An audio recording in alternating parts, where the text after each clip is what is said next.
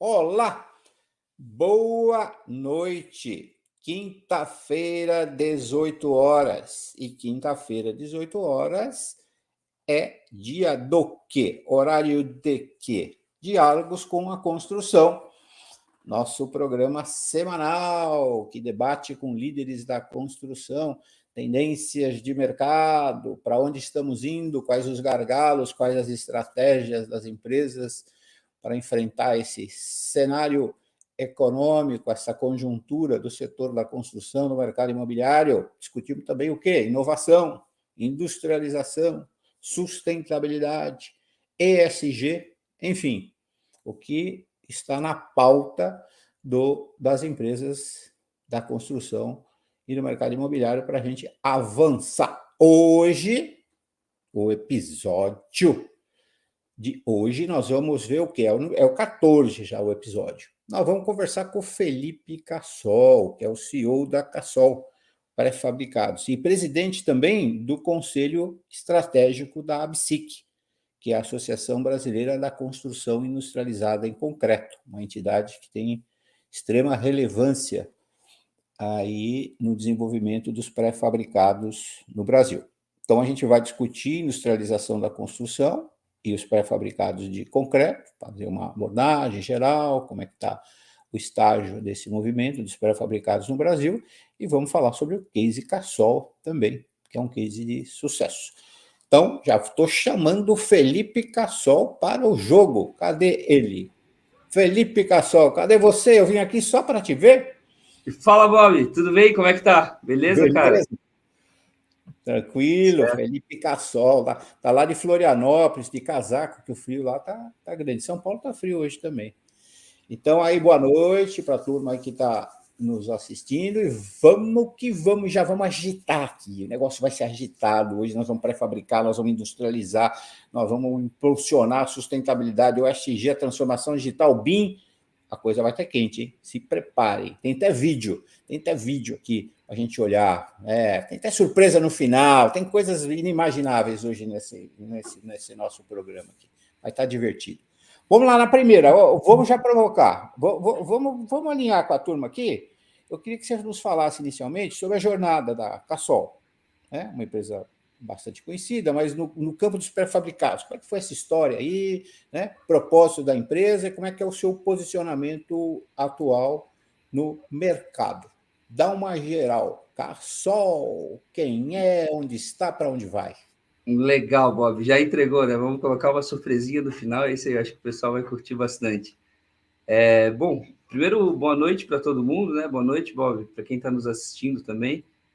Obrigado pelo convite, a gente poder falar um pouquinho de construção industrializada. Acho que é um assunto super importante na pauta e eu acho que estamos na moda mais do que nunca, né? A gente tem falado muito disso na Casa CTE, passando por ali e sempre trazendo um pouco das oportunidades que tem dentro da industrialização no nosso atual cenário. Bom, me chamo Felipe Cassol, sou da 4ª geração de uma família de empresários ligados à construção civil. A gente atua diretamente dentro do mercado da construção civil, e a nossa história ela começa com a imigração italiana, né? O meu bisavô, ele era madeireiro, descendente de italiano, e quando chegou no Brasil, usava do machado para cortar lenha, ainda na época de uma exploração, né, das madeiras, quer dizer, todo aquele movimento que houve no sul do Brasil. Nos anos 50, meu avô ele era pago com madeira, né? Meu bisavô ele era pago com madeira, então parte do trabalho dele, e ele acabou adquirindo uma serraria e pagando com permuta por essa serraria da madeira que ele ainda ia beneficiar. Então, quer dizer, foi um primeiro movimento de empreender, né? Com coragem, e a partir daí a gente entrou de fato para a indústria, né? Nos anos 60, no movimento já do pós-guerra, a gente exporta madeira para a Europa, né? Eram produtos principalmente de esquadrias e assoalhos. Então, quer dizer, é onde deu uma impulsionada dentro do nosso grupo. Inclusive, tem até uma curiosidade importante, Bob. Os pisos do metrô de Londres tiveram madeira Cassol. Então, quando você estiver em Londres, lá nas suas férias, aproveite um pouco e desfrute de nossa madeira. Acredito que hoje em dia já não deve mais ser assim, mas Legal. na época foi uma situação interessante. Bom, nos anos 70, com o término da exportação, do movimento pós-guerra, nos anos 70, a gente já tinha um pouco dessa experiência da indústria e a gente começa a beneficiar em casas populares de madeira. Então, o Casa Verde e Amarelo acontecendo já lá atrás, né? Foi o nosso primeiro movimento. E aí eu acho que nascem os primeiros passos da Cassol para ser uma empresa de engenharia, né? Quer dizer, ali que nasce a semente daquilo que se torna a Cassol Pré-Fabricados. Nessa época também a gente abre uma rede de varejos de material de construção, que era onde o pessoal que comprava as nossas casas comprava as suas dobradiças, pregos, parafusos, algumas esquadrias, então algo nesse sentido, né? Então a gente abre esses dois braços da indústria e do home center dentro do grupo Cassol. Perfeito. Nos anos 80, a gente avança na realização de obras industriais e comerciais. A gente construiu muito, Bob, daqueles galpões arcados, sabe, de madeira, quando fica com aquelas madeiras sanduíches, né, aglomeradas. Sim. E o negócio era isso, né, era construir em madeira, as casas já quer dizer, com uma certa, atendendo a uma certa demanda que tinha na região, e a Cassol começa a fazer esses galpões arcados muito rápidos. E aí, o irmão do meu avô, o meu tio Ademar, que era arquiteto, o meu avô era o cara que fazia um pouco dessa tocada, né, de inovar mercados e bolar coisas novas. O tio Ademar trouxe a ideia do pilar pré-fabricado. A gente sempre fazia o galpão arcado e o pilarzinho em loco para segurar aquele arco de madeira. E quando surge a ideia do galpão pré-fabricado, com pilarzinho pré-fabricado, a gente começa a fazer obras na região de Santa Catarina numa velocidade muito grande. Isso chama atenção e é o que nos dá um grande boom, né, para aprender um pouco mais sobre essa questão, já industrializando naquela época, né, já era totalmente off-site naquela época, né. Nasce aí, então, o nascedouro é aí, nesse momento. Eu acho que esse é o pilar deixa de ser em loco e vai ser no pré-fabricado. É isso. E daí dos pilares, a gente começa a fazer as viguinhas também, de fechamento lateral. Meu avô sempre foi um cara que gostou muito da máquina, né? Eu acredito que isso tem a ver com meu bisavô cortar com o machado, e quando ele compra a serraria e começa as motosserras, né? Ele vê a diferença da máquina e ele se apaixona por máquina. E aí, nessa época de 1980, ele inventa a primeira máquina de estaca protendida e extrusada do mundo. Na verdade, ele comprou uma máquina europeia e nunca botou ela para funcionar, não conseguiu. Os concretos, naquela época, tinha muitas variações, então não parava de pé, era uma espécie de laje alveolar, né? E aí ele desmonta a máquina e coloca na cabeça que Florianópolis, a região, demanda de muita estaca pré-fabricada, a característica de solo, e ele coloca na cabeça que ia fazer uma máquina de estaca, e de fato faz. E faz mesmo.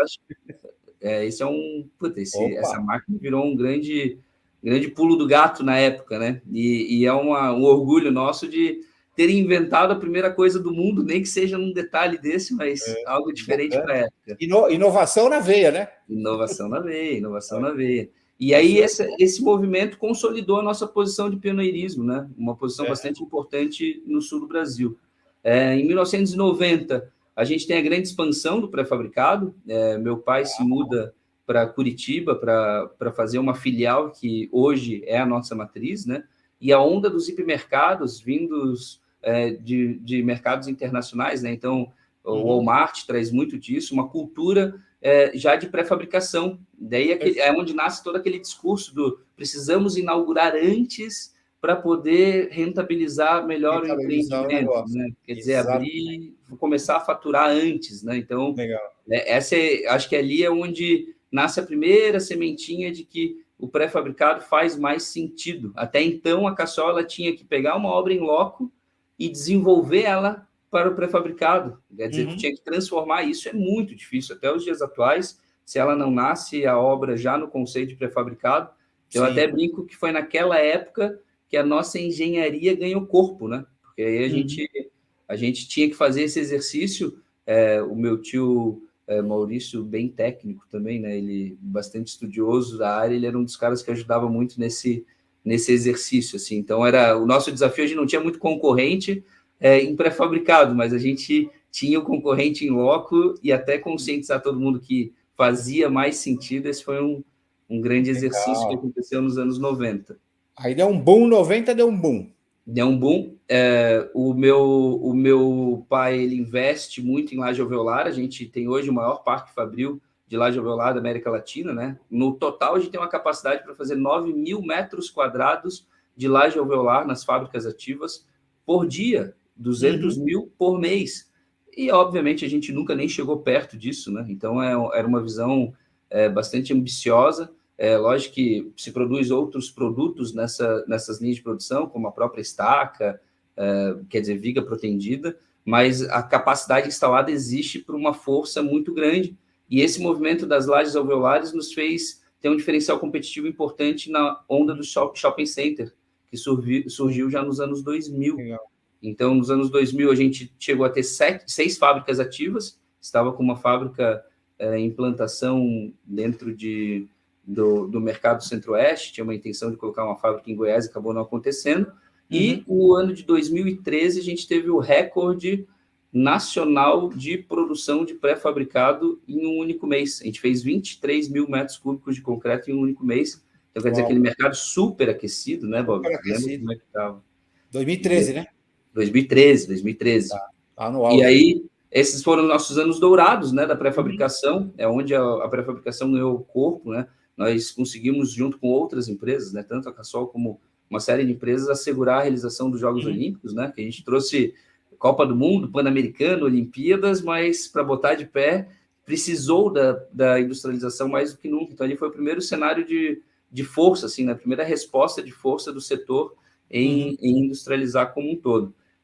Fizemos também algumas aventuras, né? Fizemos torres eólicas, 95 torres eólicas na época, as mais altas, com um projeto espanhol, 120 metros de altura. Hoje já tem torres a 130, 140. E construímos o Breithof, que eu acho que foi uma época bastante importante. O Breithof é um edifício que, na época, ele era 100% em pré-fabricado, de 14 pavimentos. Então, ele também teve uma relevância importante nesse cenário dos edifícios altos, mais para o lado do imobiliário. E aí eu costumo brincar com a galera que agora, em 2020, né, a gente está na nova era imobiliária, né? Quer dizer, o pré-fabricado na moda, porque o imobiliário descobriu que precisa, né? Que não é mais uma questão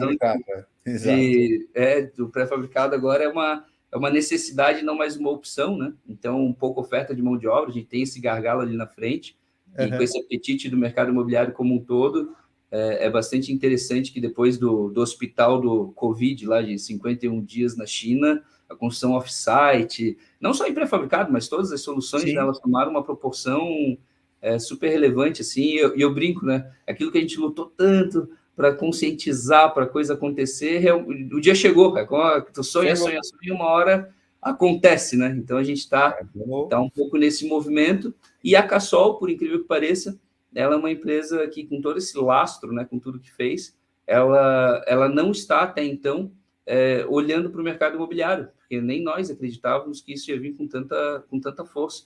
E pelas questões, né, de mercado, quer dizer, que a gente já conhece, de estrutura e etc., a gente vai falar um pouco até mais para frente, mas a gente, hoje, como posicionamento, nós somos uma empresa bastante focada para o industrial e comercial e querendo aprender sobre o mercado imobiliário. Querendo vamos debater. Achar parceiros para construir, né? Tem uma questão de estrutura de mercado que, no mercado imobiliário, tu não pode ser simplesmente um fornecedorzinho da obra numa questão de industrializar, tu tem que participar muito cedo do projeto, né? Então, hoje, o nosso posicionamento é forte no industrial comercial, mas querendo entender como participar um pouco mais. E aí, legal que esse posicionamento já puxa o nosso propósito, né, Bob? Que hoje da Cassol Pré-Fabricados é industrializar a construção, garantindo agilidade e confiança. Então, acho que esse é o nosso momento. E aí, Bob, se tu me permitir, para ilustrar tudo isso, eu tenho um videozinho de 1 minuto, que conta um pouquinho dessa Põe aí, história. bota aí, a gente vê algumas imagens e tal. É isso, deixa eu colocar aqui. Vai subir? Sobe aí para a gente dar uma olhadinha. E nós vamos aprofundar em todos esses pontos que ele colocou aí. Beleza. Vamos pegar uns exemplos, o que tem sido feito aí. Desde que nasceu, a Cassol não para de crescer e realizar sonhos.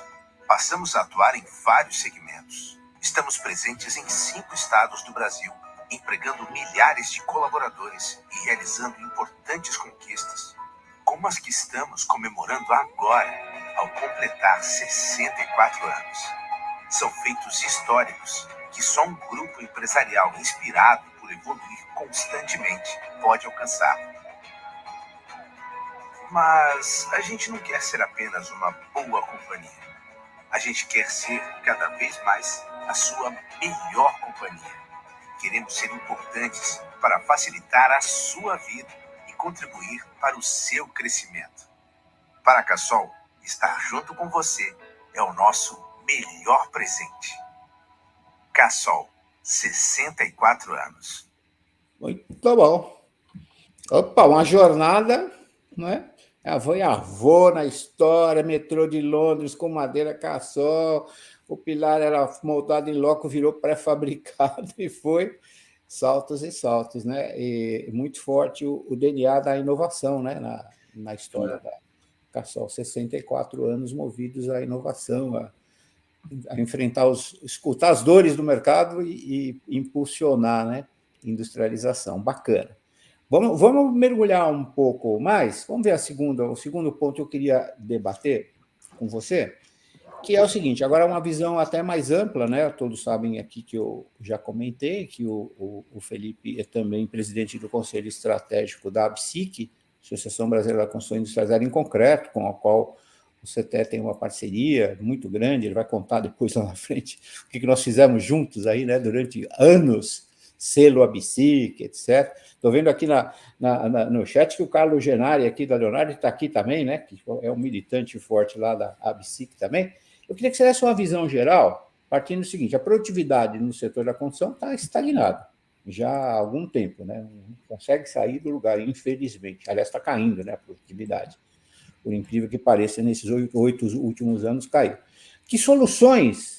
Quais são as soluções da indústria de pré-fabricados, visando contribuir com o aumento da produtividade setorial? O que dá um panorama para a gente? Ela tem tal solução, tal, né? Abrangente, não só as soluções Cassol, mas as soluções que você identifica aí que contribuem para o aumento de produtividade, que é o grande gargalo. Ou a gente aumenta a produtividade, ou aumenta a produtividade. Não tem saída. Ou é um, ou é um.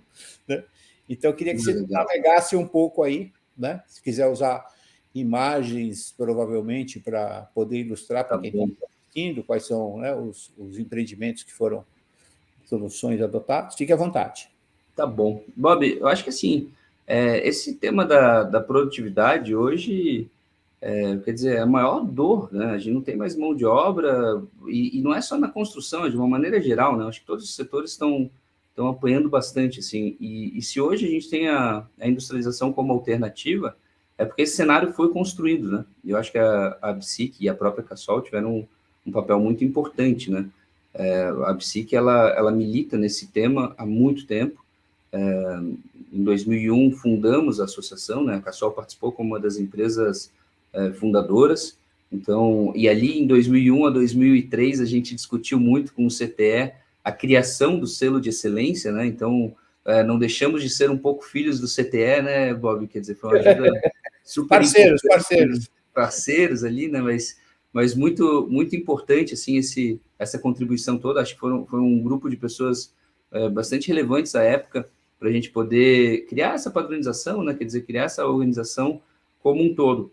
Tem um ponto super relevante que em 2007 a Iria Doniak, que é a presidente executiva da ABSIC, ela era a nossa head de qualidade lá na Cassol, e naquela época ela se transfere para a ABSIC para ficar em tempo integral, para poder fazer esse exercício com o mercado como um todo, quer dizer, trazer essa força, todo esse desenvolvimento técnico.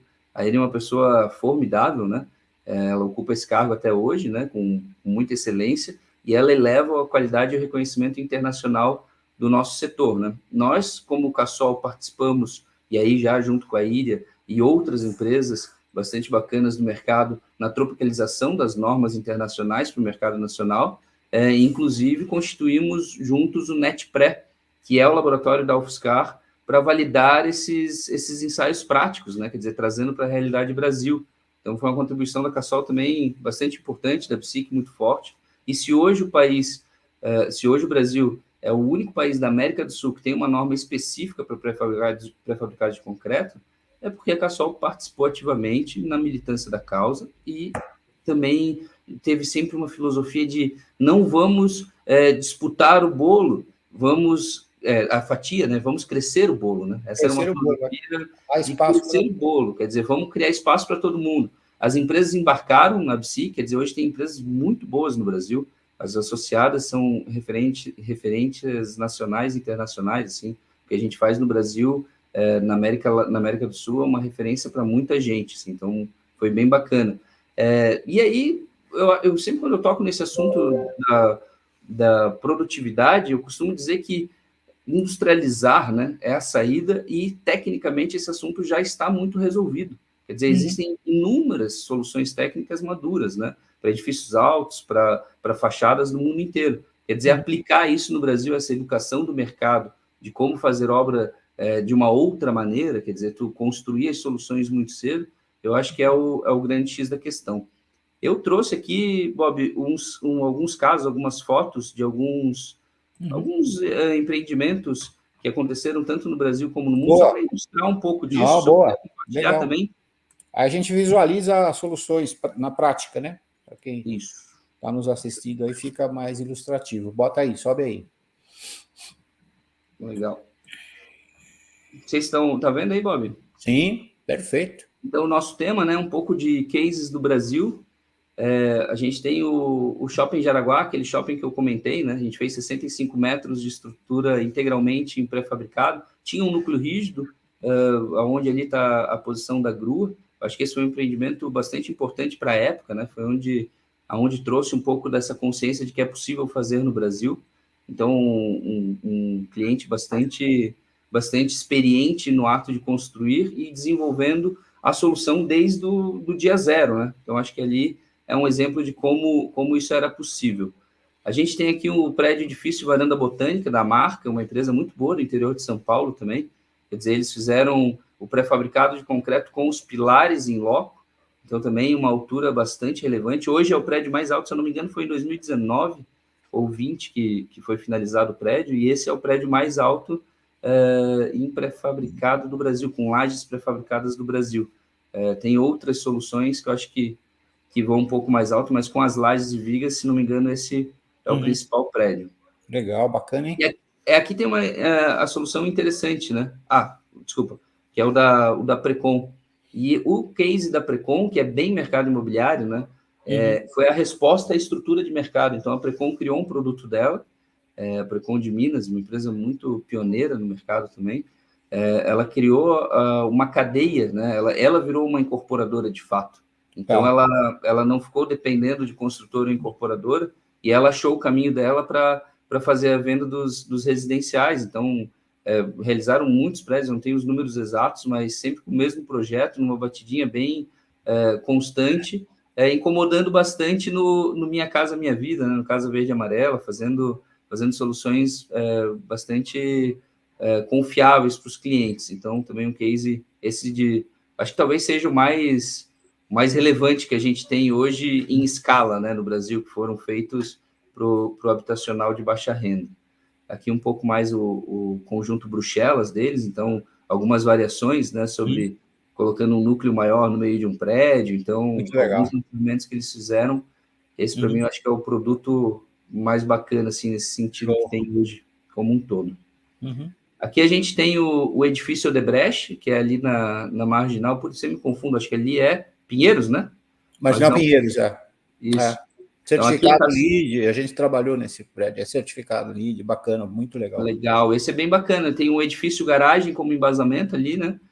Inteiro pré-fabricado, essa é a obra da Cassol, nesse edifício garagem, e na torre principal, aí construção convencional, né?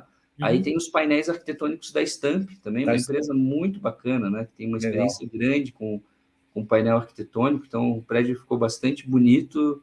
Eu acho que é um símbolo também ao Odebrecht, né? Pré-fabricando. Então, para ver que isso quer dizer, é para todo mundo mesmo, né? Não tem ninguém diferente. O Odebrecht é uma super capacidade de engenharia e eles optando pela solução. Aqui a gente tem o edifício da Leonardo. Esse edifício aqui é um super case de sucesso também. A Leonardo é uma empresa espetacular em termos de qualidade técnica também, quer dizer, muito comprometido com o mercado, né? São militantes muito fortes também dentro da ABSIC pela boa construção, pela boa engenharia. E aqui a certificação LEED foi aplicada também. Esse prédio ficou bem bonito. Ele é ali na Faria Lima, de Dynamics Faria Lima. Então, é um prédio bem bacana também para se visitar e ser inteiro em pré-fabricado. Então, aqui uma solução bem, eu acho que talvez a mais avançada que a gente tenha hoje para os edifícios altos. Assim, tem um case dessa obra bastante bacana para dar uma revisitada, né? Aqui é o nosso prédio, é a holding da Cassol, em Florianópolis, né? Então, é o edifício Terra Firme. Esse prédio também tem uma característica bem bacana, naquela linha da marca, né? Nós fizemos um pouco antes, se eu não me engano, 2007 já, pilares em loco, vigas e lajes alveolares. Então, esse prédio foi construído pela Cassol Real Estate, no investimento, né? Foi a imobiliária do grupo que fez esse lançamento, e hoje funciona a holding do nosso grupo, e foi uma inovação na época bastante importante também. E aí, de novo, né, consolidando que o pré-fabricador, para entrar nessa, ele acaba precisando ser parte da incorporação de alguma maneira, né? Quer dizer, tá muito cedo. Quando foi uma obra do grupo, deu certo. Quando foi da Precon, deu certo. Quer dizer, sempre muito estando alinhado nas fases de construção, muito na nascedouro, né? Aqui tem um edifício que eu não consegui pegar o nome nas minhas fotos, então chamei de edifício sem nome. Se alguém souber aí nos comentários e puder nos ajudar, né, Bob?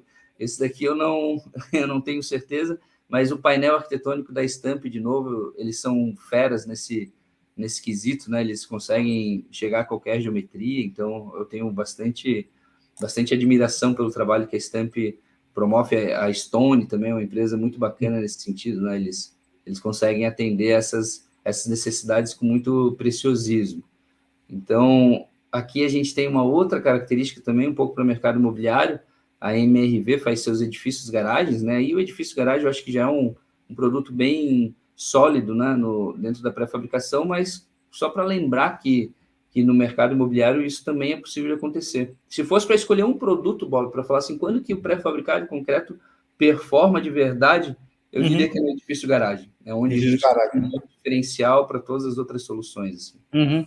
Então, esse eu acho que é bem consolidado. Ou seja, não faça um edifício garagem se não forem pré-fabricado. Não faz sentido. Esse não precisa fazer muita conta. Tá.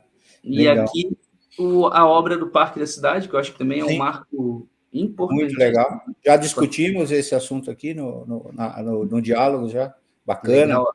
A CPI legal. Também fazendo um trabalho maravilhoso, né? Fantástico. E aí também com modelo de contrato diferente do mercado convencional da pré-fabricação. Então, vai ver que eu estou sempre batendo muito no modelo de contrato, né, Bob? Porque eu acho que esse que é um dos gargalos de burocratização também, né? Para a gente poder industrializar mais no país. Show. E aí alguns cases internacionais, né? Algumas missões que a BSIC faz. Então, peguei lá do pessoal as viagens que são feitas, né? Algumas fotos. Então, aí a gente tem o edifício no Japão, né? O Ebina Station.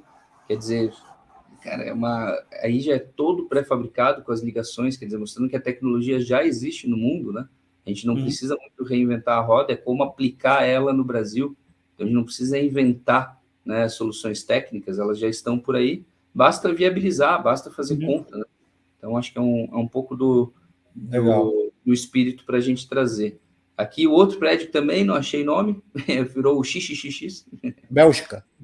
Na Bélgica. Essa é a missão técnica da BSIC na Bélgica também, então, citando um pouco das configurações, das amarrações, aqui tem um núcleo rígido, e aí tem como se fosse um coroamento, né, protendido em alguns andares, que vão trazendo rigidez para toda a estrutura como um todo. Então, esse prédio também foi um case bastante estudado aí pela altura à época. A gente tem um edifício de 250 metros construído em Madrid, com lajes alveolares. Então, ele tem aquela mesma consideração do in loco com o pré-fabricado, né? Aquela solução híbrida. E ele chegando a 250 metros de altura nos faz pensar por que não, né? Quer dizer, isso é uma questão também de de o quanto vamos industrializar, né, e não se vamos industrializar, porque não vejo saída para esse caminho, então acho que aqui tem um pouco do cenário geral. O Hotel Bela Sky, esse para mim é um hotel, um prédio bastante diferente, tem uma inclinação de 15 graus, e os painéis são autoportantes, então também é uma outra característica, né, de industrialização. Então, é um pouco do cenário que tem aí, um edifício na Bélgica também, então, quer dizer, o mundo já faz edifícios altos em pré-fabricados, basta a gente conseguir tropicalizar, eu acho que esse que é o desafio nosso aqui no Brasil. Legal.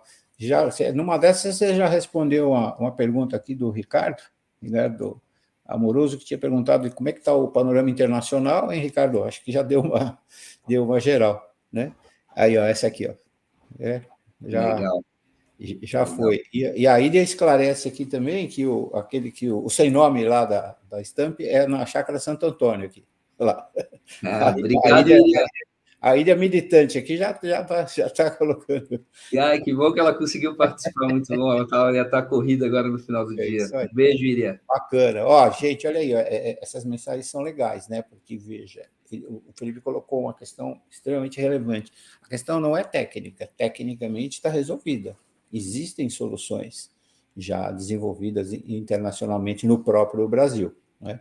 É toda uma outra questão de modelo de negócios, modelo de parcerias, principalmente no mercado imobiliário, né? O projeto nascer já com o conceito da pré-fabricação, e nascer em cocriação entre o construtor e o pré-fabricador, né? Desenhar junto o projeto, desenhar soluções de conexão, enfim, todo o sistema construtivo, e, obviamente, dentro de um modelo de negócio, uma operação ganha-ganha, né? A operação ganha-perde não funciona. A cooperação é a solução, porque ganha-ganha e você ganha produtividade, você ganha prazo. Ele falou assim, a gente bombou lá nos supermercados quando você tinha que pré-fabricar para rentabilizar o negócio. Essa é a questão, entendeu? Para rentabilizar, você industrializa, você ganha prazo, rentabilizar edifícios para aluguel, etc. A gente está no habitacional agora, muitos empreendimentos, fundos sendo desenvolvidos para locação residencial. Aí a pré-fabricação é perfeita, certo? Porque você puxa o prazo. Tranquilamente você consegue hoje fazer edifício habitacional em 6 meses, fácil. Torres aí. Então, tecnicamente, não é o gargalo. Muito bem, vamos aprofundar. Gente, vamos colocando perguntas aqui, que ao final, né, a gente abre aqui para o Felipe responder as perguntas do público. Eu queria que você falou rapidamente, híbrido e tal, eu queria que você falasse um pouco mais do híbrido, né?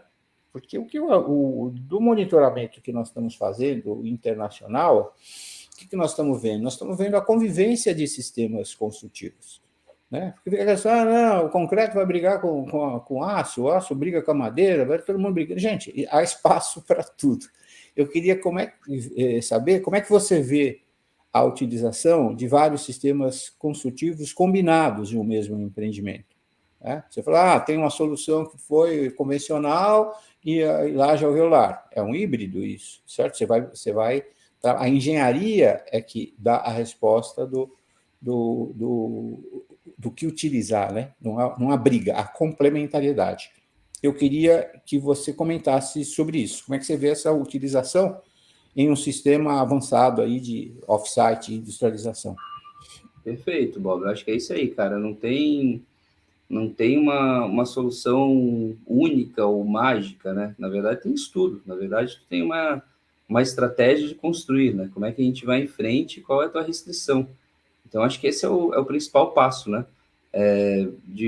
Considerando a arquitetura contemporânea, né? Critérios de sustentabilidade de desempenho, quer dizer, o índice de industrialização no Brasil hoje não ultrapassa 8%. Então, é muito pouco perto do potencial que tem pela frente. A gente tem que discutir isso cedo. Ninguém muda projeto lá no canteiro de obra, né? Então, essa maturidade que culturalmente é muito forte nos países desenvolvidos, no Brasil ainda não funciona assim. A gente está meio que sempre correndo atrás, mesmo com...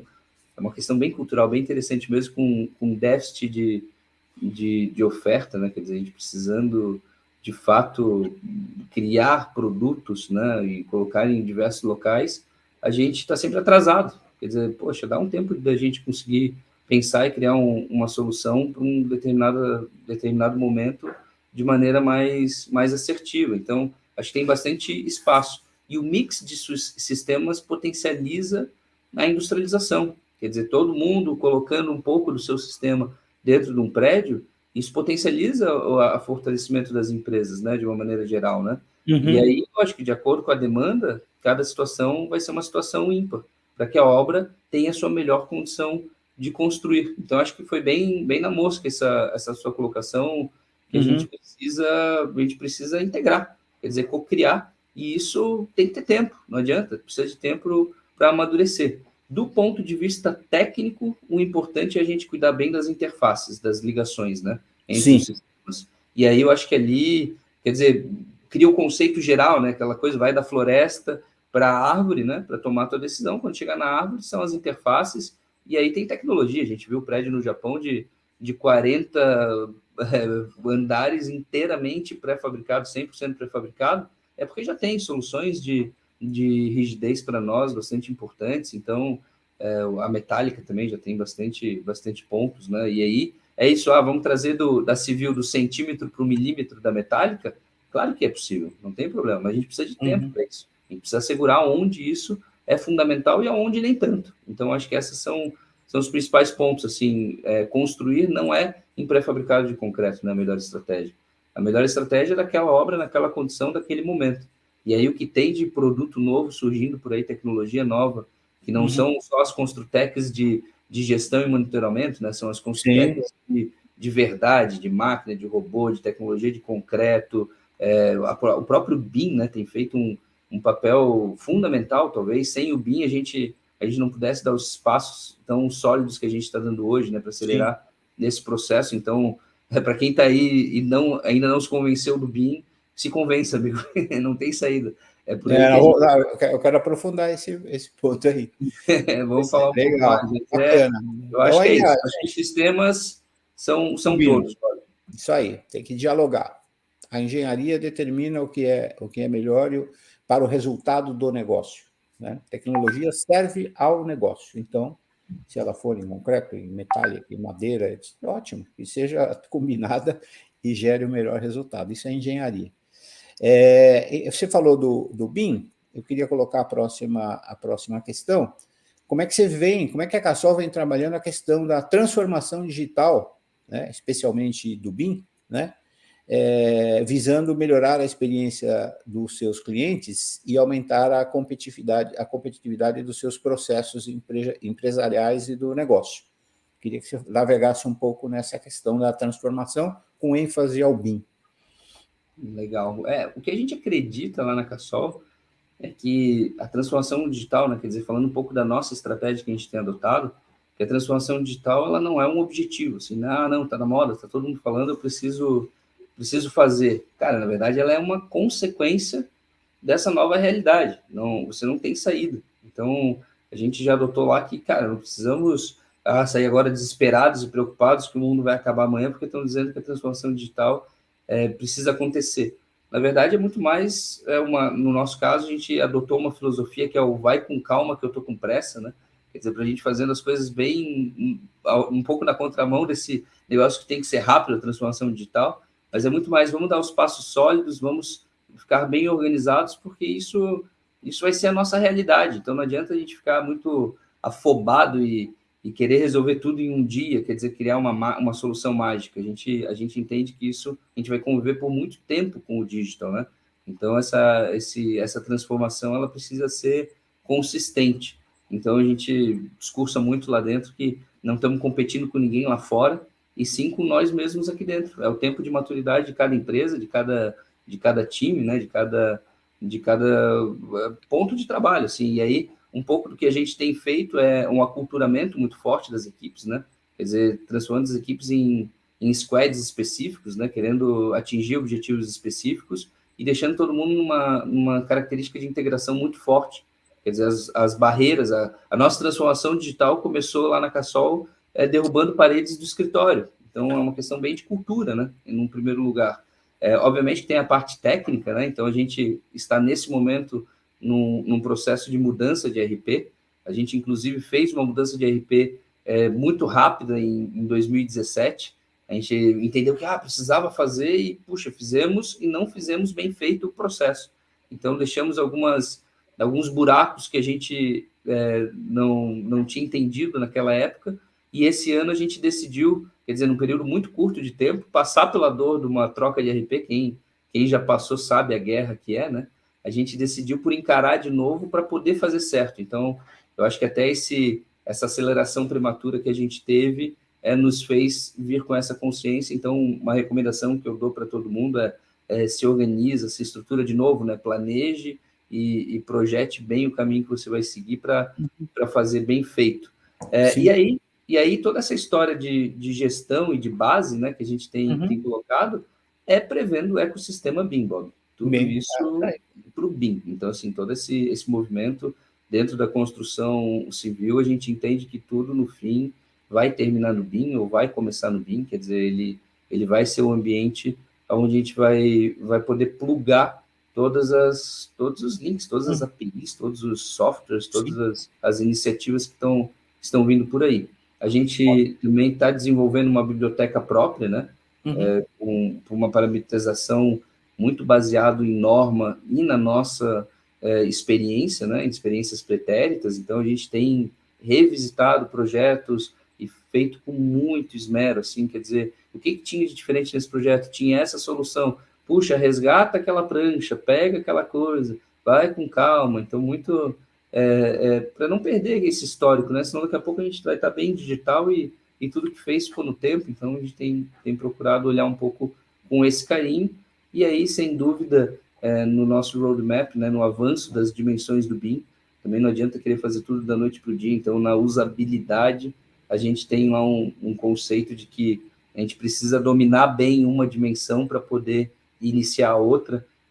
Eu brinco lá com o pessoal, não, Felipe, mas isso precisa ser muito rápido, a gente precisa avançar. Eu falo, gente, não estamos competindo, nós estamos competindo com nós mesmos, somos uma senhora de 64 anos, quer dizer, a Cassol, ela já tem um lastro aí, quer dizer, não é 1 ou 2 anos que faz diferença, vamos devagarinho, vamos fazer do jeito certo, manter essa solidez, né? Esse nosso posicionamento que é de ser uma empresa séria e firme. Então, poxa, vamos dar um passo de cada vez. Se a gente ficar 1 ou 2 anos para trás do mercado, daqui a pouco a gente recupera com consistência. Então, a gente tem batido muito nessa tecla. E de novo, o BIM, transformação digital, na verdade, é uma trilha, né? Tu vai numa jornada, passo a passo, dia a dia, e, cara, não adianta querer, porque quando tu achar que já sabe tudo, surgiu 10 mil coisas mais novas que tu não fazia nem ideia que existia. Então não adianta ir com o universo, né? A velocidade de transformação é muito, muito, muito forte. Ó, quem está aqui conosco aí, ó. Aí, ó o João Carlos. Ó o João Carlos. Aí, boa noite a todos, parabéns, Felipe, pela apresentação, agradecido por mostrar nossa obra. Industrialização das edificações em breve será uma necessidade, não uma possibilidade. Que bacana. O João é vice-presidente lá na BICIC. Eu assino embaixo desse comentário do João Carlos aí. Muito bacana. É necessidade, não tem por onde, né? Tem um comentário da Ilha aqui também. Cálculo estrutural, vários projetistas dos apresentados, Graziano, França, ZMC, Pedreira de Freitas e muitos outros, tudo amigo nosso aqui. Inclusive projetistas nas fábricas, caso da Dinâmica Faria Lima. Os projetistas estruturais aqui. França tá conosco aqui na live, não sei se o Graziano está, e se o Pedreira, mas o França eu vi ele navegando por aqui. Vi uma carequinha passando aqui, eu falei, é o França ali lá. Muito bom. Vamos, transformação digital, falamos bem. Agora eu quero que você fale de um outro ecossistema. Tem até uma pergunta aqui de um dos participantes que é a mesma. Se ele fez aqui, eu coincidentemente vou fazer, já tinha programado para fazer para o Felipe, que é essa história do ESG, né? O ESG é sustentabilidade, sabemos que isso é um caminho sem volta na economia mundial e no mercado imobiliário da construção. Qual a importância do ESG para a Cassol e quais as principais ações em andamento? Vocês têm um sistema ESG estruturado ou em fase de estruturação? Como é que vocês estão navegando nas 3 dimensões aí da governança, da responsabilidade ambiental e da responsabilidade social. Legal, Bob. Eu vou começar de trás para frente, lá pelo G, que eu acho que é onde a gente está mais maduro e mais sólido dentro da Cassol. Quer dizer, nós somos um grupo empresarial de 64 anos, né? Já estamos no nosso 3º acordo de acionistas e somos em 27 sócios, todos da família. Então, quer dizer, é bastante gente. A governança ela é fundamental, até para o pessoal se entender e a gente continuar como uma família, né? Afinal de contas, não tem jeito, é muita gente que tem que estar na mesma página. Ou seja, a governança para a gente ele é um assunto muito maduro, assim, é muito genuíno dentro do grupo. Ele surgiu, acho que o primeiro acordo nosso, se não me engano, se alguém da família estiver vendo aí, pode me corrigir, mas se não me engano foi em 2004 que a gente fez o exercício. Então a gente já trata isso com muita, acho que de uma maneira muito sóbria, assim, né? Então é algo que isso tem que percolar dentro das empresas e hoje dentro da nossa rotina de gestão a gente tem uma agenda de governança bastante bacana. A gente tem 5 conselhos, inclusive, né? Tem o conselho de administração do grupo como um todo, tem os conselhos de cada uma das verticais de negócio, quer dizer, uns consultivos, outros de administração também. A gente tem uma situação bem particular para a gente, quer dizer, como a gente entendeu que deveria ser a dinâmica, o nosso conselho de família funciona de maneira organizada também, então o negócio, a propriedade e a família estão bastante integrados e isso, sem dúvida, vai caindo para dentro da empresa, né, das empresas operacionais e elas vão aderindo dessa cultura. E essa maturidade que a gente teve, ela aconteceu por ir testando, né? Tanto não acerta no primeiro dia o primeiro modelo, o primeiro acordo de acionistas e faz acontecer. Quer dizer, isso tu vai sentindo as dores, no começo da parte de governança tu vai indo de uma maneira mais simples e daqui a pouco tu vai avançando e vai criando a tua personalização. Então, acho que em governança é onde a Cassol hoje ela está bem sólida, assim. Em termos sociais, na Cassol Pré-Fabricado, a gente... e aí é uma coisa que eu bato muito lá, né? A gente, antes de querer mudar o mundo, a gente tem que arrumar a nossa cama, né, Bob? Todo dia quando acorda. Então, puxa, a gente cuida muito dos nossos colaboradores. A gente tem um imenso respeito e gratidão pelo trabalho deles, assim. Principalmente falando da Cassol Pré-Fabricados, que é onde eu atuo no dia a dia, a gente trata como ser humano, né? Eu acho que esse é o primeiro passo para ser social de fato, né? E aí a gente acredita que o trabalho dignifica, né? Os nossos colaboradores, a gente tem gente com bastante tempo de casa, né? E os nossos colaboradores de fábrica, o pessoal acaba até se aposentando e continua trabalhando, né? E aí o que eu digo, poxa, o cara já conseguiu a aposentadoria e continua trabalhando é porque ele se sente bem naquele local. Então, acho que essa é a maior bandeira de que o apoio social tem funcionado, né? E uma outra característica da Cassol é que a gente tem todos os nossos funcionários no regime de CLT. Quer dizer, mesmo com a flexibilização das leis trabalhistas, a gente acredita que assim o colaborador ele se sente mais seguro e contribui para uma jornada mais sólida, né, dentro da sua vida, né? E aí ele suporta melhor a sua família quando chega em casa. E aí tu acaba impactando lá no microlar, né? Quer dizer, família, pessoa a pessoa. Então a gente cuida muito para que o colaborador esteja, eu até brinco lá na Cassol, né? Quero que todo mundo seja feliz. Então, se você não está se sentindo bem na Cassol, vai ser feliz, quer dizer, ache o seu caminho, vai para onde você tem mais empatia, mas aqui a gente quer todo mundo de bem com a vida, quer dizer, não pode estar brigando, a gente tem que conversar, tem que entender a dor. Eu acho que essa é a principal tarefa das empresas operacionais, né? Obviamente, que como um grupo empresário, a gente tem uma questão de verbas incentivadas, a gente tem um impacto também, uma responsabilidade importante, e aí dentro do grupo Cassol, a gente tem, dentro do lado da nossa governança, a gente tem o Conselho de Família, e um dos comitês do Conselho de Família é o Comitê de Incentivo Social, que fica responsável por fazer o direcionamento das verbas incentivadas e eventualmente, né, passar dentro da família também para fazer o apoio a alguns projetos específicos. E a gente nem usa das nossas marcas para divulgar, na verdade, é muito mais a maneira genuína de fazer, né? Quer dizer, esperando o impacto de fato e não querendo trocar isso por marketing. E aí eu acho que isso é um papel super diferente, porque vai trazendo um senso de pertencimento da família com aquele projeto. O projeto também começa a entender como é que ele pode funcionar sozinho. A gente é muito da teoria de não só dê o peixe, né, mas ensine a pescar. Então, acho que esse é um papel importante que a gente faz. Muito então, legal. A parte social bem bacana também.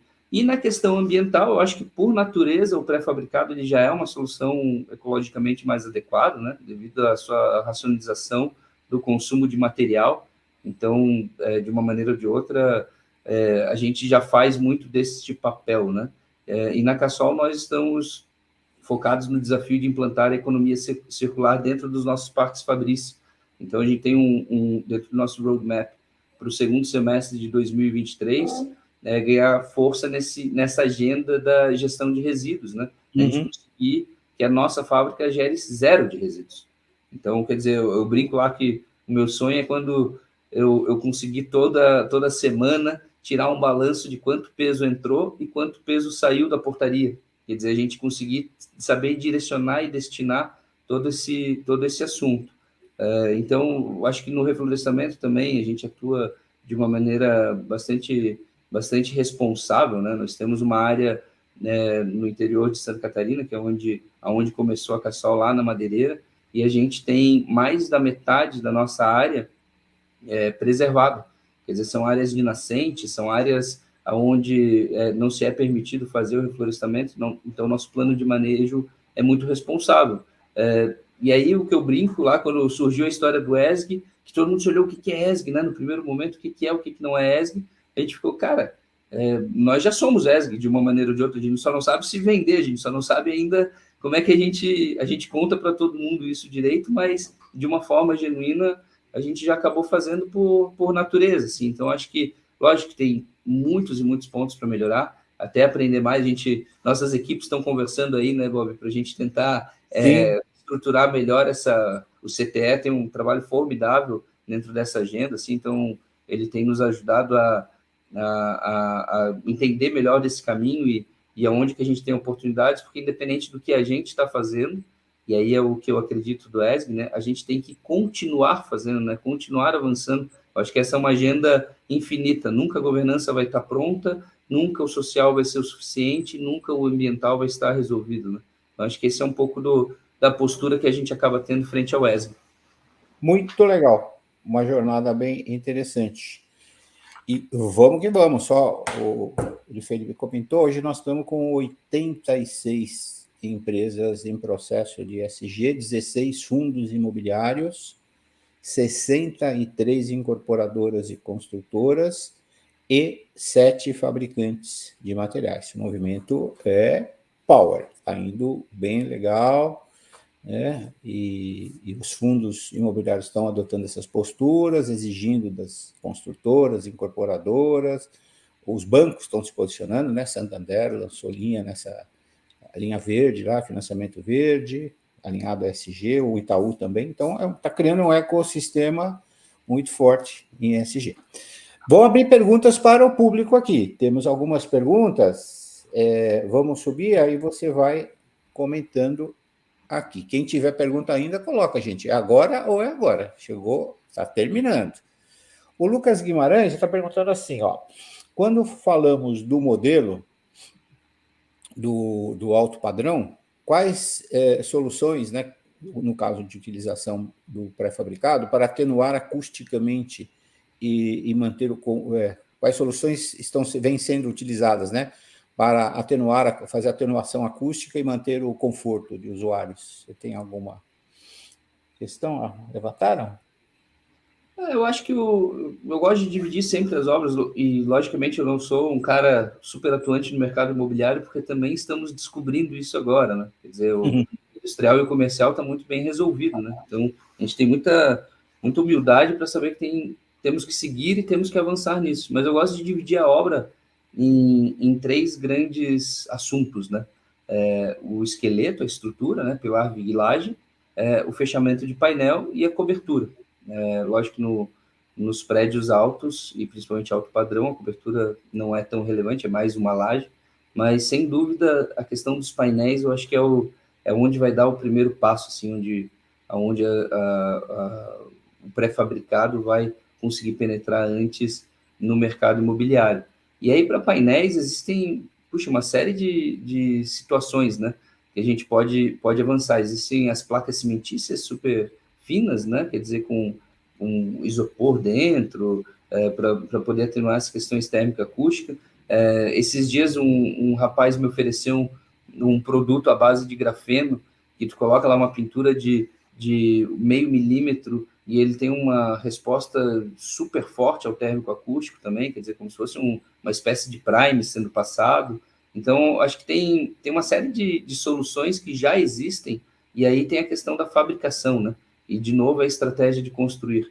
Quer dizer, hoje não fazer um painel não é um grande segredo nesse sentido, né? De, meu Deus, como é que eu vou... O segredo está em fazer em série, o segredo está em conseguir fazer dentro de uma cadeia consistente, quer dizer, demandou um painel para a Cassol para ela produzir, não me peça para entregar amanhã na obra o painel. Uma laje alveolar, tudo bem, uma estaca pré-fabricada, tudo bem, isso está muito sólido. Agora, um painel, a gente vai precisar de tempo para desenvolver a linha de produção, para organizar layout de fábrica, para cuidar das interfaces, lembra aqueles super pontos? E aí, vamos fazer teste? Cara, tem um painel alveolar, é um painel, eu acho que super batido e consolidado no mercado como isolamento térmico acústico em função dos seus vazios, mas também tem muito painel aí com miolo sanduíche, quer dizer, painel sanduíche com miolo, com alguns tipos de materiais como isopor, PU, quer dizer, algumas coisas diferentes. Show. Tem uma segunda pergunta, que é relativa a Fábio Moraes. Boa noite, Felipe Bo. Qual o impacto no custo do sistema de pré-fabricado a nossa crítica malha rodoviária? O calcanhar de Aquiles chegou. O pré-fabricado não viaja muito longe, A gente tem buscado alternativas, mas, de fato, o custo do frete ele é super relevante. Então, a estrutura metálica ela viaja 2, 3, 4 estados, né? Vai a 5.000 quilômetros, se necessário. O pré-fabricado, a gente costuma brincar que a gente tem um raio de atuação muito baixo, afinal, é pouco valor agregado, né? No fim do dia, eu brinco lá com o meu pessoal, é uma caixa com concreto e aço dentro, onde o aço é quase uma commodity, o cimento também, a gente não tem muita barganha, tem o nosso fornecedor local de agregados, então, assim, de uma maneira geral, é muito difícil, então o impacto é grande, quer dizer, passou de um raio ali de 300 quilômetros, se tu não tiver uma boa estratégia de construir, eventualmente as empresas têm utilizado caminhões bitrem, aí começa a ter restrições para carretas extensivas, então esse acho que é um super desafio. Lógico que tem situações que se tu organiza até o horário de entrada nas cidades, tu começa a minimizar um pouco disso, mas sem dúvida é o ponto mais frágil dentro da solução como um todo em estruturas pré-fabricadas. Perfeito. Tem uma última pergunta aqui, que é do Xisto Medeiros, lá do Ceará, de Fortaleza. Quais são os destinos dos corpos de prova e sobras de concreto no conceito ESG? Você tem alguma política de resíduos nesse sentido? Não? Gestão de resíduos? Hoje a gente tem uma montanha, um Monte Everest nas fábricas, né? A gente vai acumulando, a gente tem um picador, a gente tira o aço de dentro, então a produção nossa tem uma perda constante, né? Pontas de laje, às vezes acontece eventualmente alguma perda que não passa no processo de qualidade, e a gente tem que dar destinação. Então hoje a gente tem muito disso, é possível reaproveitar sim, né? Quer dizer, tu tem que triturar ele, trazer como um agregado complementar, utilizar isso como adição. A gente tem utilizado isso também muito em acesso de obra, né? Quer dizer, aquele primeiro material, quando tem obras perto do nosso raio de ação, nós usamos isso para preparar o terreno para os guindastes andarem, né? Isso é um ponto de atenção, né? Quando vai construir o pré-fabricado, utilizar isso como uma base. Obviamente, tu pode beneficiar isso, né? Pegar esse resíduo, e aí é um pouco daquela nossa agenda que a gente tinha comentado, né? Criar uma central de reciclagem, quer dizer, as peneiras que vão ali trazendo a granometria que se acha adequado e utilizando em peças que tenham possibilidades estruturais, né? Para poder fazer até os ensaios. Então, às vezes, elementos que são só de fechamentos, como os próprios painéis que a gente citou, você pode usar esses agregados de segunda linha, vamos dizer assim, né, que tem uma característica granulométrica, né, diferente. Então, assim, hoje a Cassol ela não está, e acho que isso é um problema comum nos pré-fabricadores, né? Eles têm eles deixam o resíduo com eles dentro de casa, mas ainda não está na economia circular, que é um pouco do nosso desafio. Então, tem alternativas, mas ainda não tão aplicadas. Show. Beleza, acho que as perguntas do público acabaram. Eu queria só fazer um comentário, Felipe. Você falou da BSIC e tal, blá, blá. Quantas empresas, indústrias de pré-fabricados nós temos no país hoje? Eu vou tirar aquelas que fornecem, né, fazem guia, né, artefatos, poste, etc., sem demérito nenhum, entendeu? Mas eu digo assim, que estão focadas em painel, estrutura, entendeu? É um parque produtivo extenso? Nós estamos falando de quantas empresas no Brasil? Legal. Hoje a BSIC tem 50 associados, né? Uhum. Então, na verdade, são as empresas que buscam desse universo, né? Então, são as empresas que estão... Lógico que tem fornecedores também, né? São associados da BSIC, não só os fabricantes, mas ainda é uma gama abaixo de empresas aderentes. A gente fez um levantamento recentemente, e aí buscando de todos os jeitos, né? Quer dizer, tentando entender onde está esse pessoal todo, e a gente chegou no número de 372 empresas de pré-fabricados no Brasil. Opa. E essas empresas, quer dizer, que são potenciais empresas bacanas, né? Que possam fazer esse tipo de empreendimento. Muitas delas não produzem sequer 400, 300 metros cúbicos mês. Então, quer dizer, a Cassol produz na fábrica de São Paulo, por exemplo, 350 metros cúbicos por dia. Então, o cara demora, às vezes, um mês inteiro para ter esse mesmo volume, mas ainda assim ele é um cara estrutural, normalmente ele é uma pequena construtora que tem um pequeno pátio fabril que ativa e desativa de acordo com a demanda de obra, mas a gente conseguiu mapear 372 potenciais associadas da BSIC para se desenvolver. Então, quem estiver assistindo aí que achou interessante o nosso bate-papo, venha conhecer a BSIC, venha participar, a gente tem bastante questões aí para ajudar a desenvolver, tecnicamente super avançadas. Não sabemos nos vender tão bem, né, Bob? Mas a gente está de portas abertas para receber todo mundo que queira evoluir o seu processo construtivo como um todo. Muito bom. Bom, tem uma questão final aqui que eu queria te fazer, que é para dar o happy end, né? Agora você vai ser o guru, você vai ser o mentor. Você vai dar orientações e recomendações.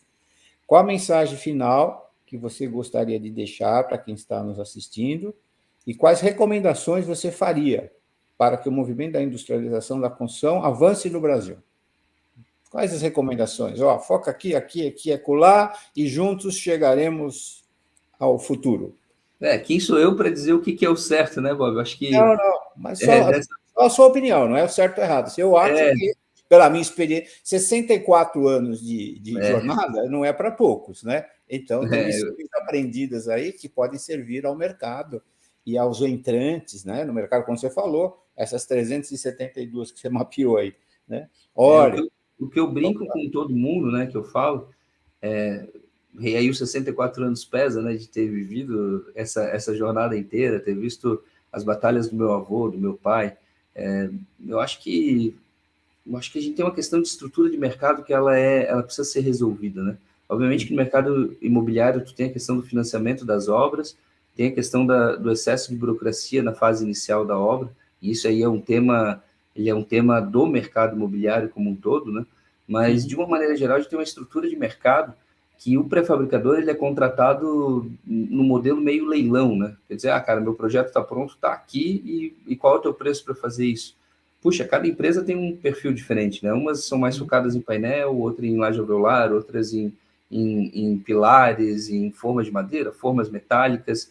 Então, é muito difícil tu pegar um projeto que se desenvolve por alguém em algum momento e daqui a pouco você tem que colocar isso para o mercado para rodar e a empresa tem que se adaptar a isso. Então, o que acontece, né? Eu brinco muito quando eu converso com o pessoal, a gente fecha o negócio e normalmente, a partir do aperto de mão, a gente vira inimigo do nosso cliente, porque começa um jogo de empurra, né? De onde fica a responsabilidade, quem que cuida do quê, quer dizer, cada um, não, meu contrato termina aqui, daqui para lá é o seu, e eu acho que esse é o espírito que não nos dá segurança para evoluir. Então, eu acho que é muito importante essa cocriação, né? Esse diálogo, esse andar lado a lado. Então, como é que a gente consegue, ao invés de, ao fechar uma obra, a gente começar a bater de frente, como é que a gente fecha uma obra e começa a unir forças para ir na mesma direção? E aí acredito no modelo de contratação um pouco diferente, contratação integrada, às vezes, onde você já é contratado na fase de projeto. Quer dizer, tem algumas alternativas, a gente testou com alguns clientes alguns modelos que deram certo, a gente já testou modelos que também não deram certo, né? Então, eu acho que essa estrutura de mercado é o principal, assim, o contratante, principalmente o público das incorporadoras, do mercado de construção, eu acho que tem que ensinar o pré-fabricador a não ser só lá um empreiteirão que com toda essa operação dura que a gente tem por trás, fica lá no fundo da cadeia e tem que receber a carga e o risco inteiro do empreendimento. Os grandes fundos também têm que pensar nisso, né? Os fundos investidores. Então, acho que tem uma estrutura de mercado que eu, particularmente, não sei como resolver, e acho que depende de criar vínculos de confiança e vontade, desejo de cocriar para que esse negócio aconteça diferente.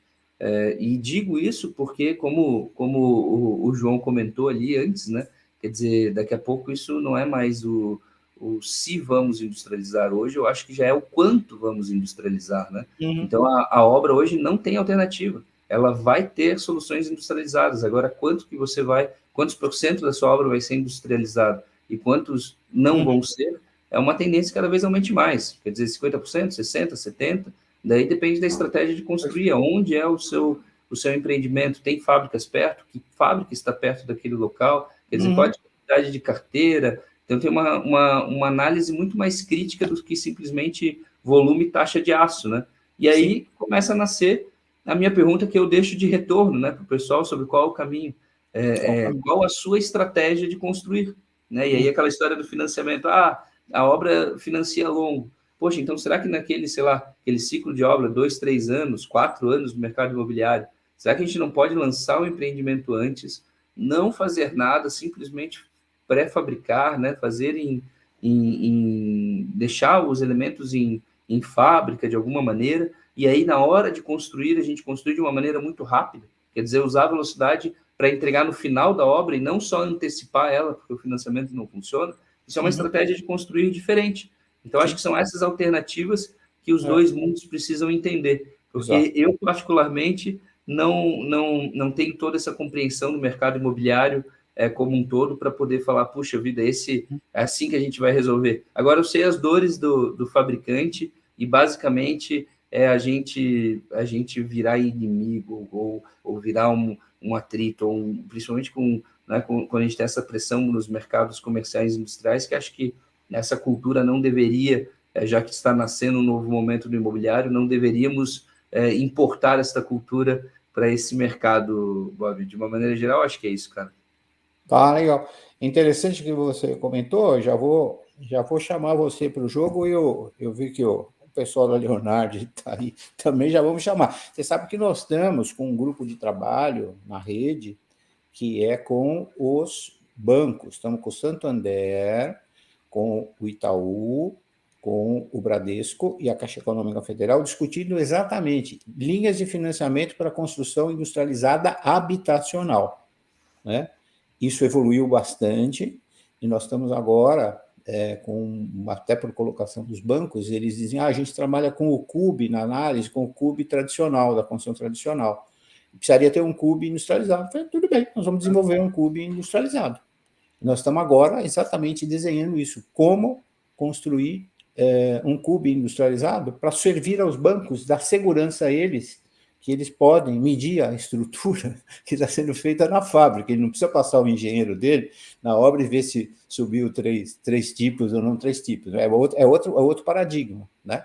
Então, eu quero chamar você e o pessoal da Leonardo, que são bastante ativos aí, para integrar esse grupo. Tem o pessoal da madeira, está lá, do de frame, tá, do steel frame, o pessoal do aço, né? Tá faltando a turma do concreto. Vamos fazer forças, né? E juntar todos os sistemas construtivos, porque isso ajuda todos a impulsionar os seus negócios. Sem Ok? dúvida. Muito bem. Eu falo no Carlos Geral, ele aparece aqui, olha. Bob, quero parabenizar a Cassol, fonte de inspiração, Murilo e o Felipe, pessoas amigas da mais alta seriedade que têm paixão pelo que fazem. É isso aí. Obrigado, Carlos, muito Muito legal. bem. É um Varela aqui. Olha o Varela também aí. Parece Felipe Boa, excelente apresentação.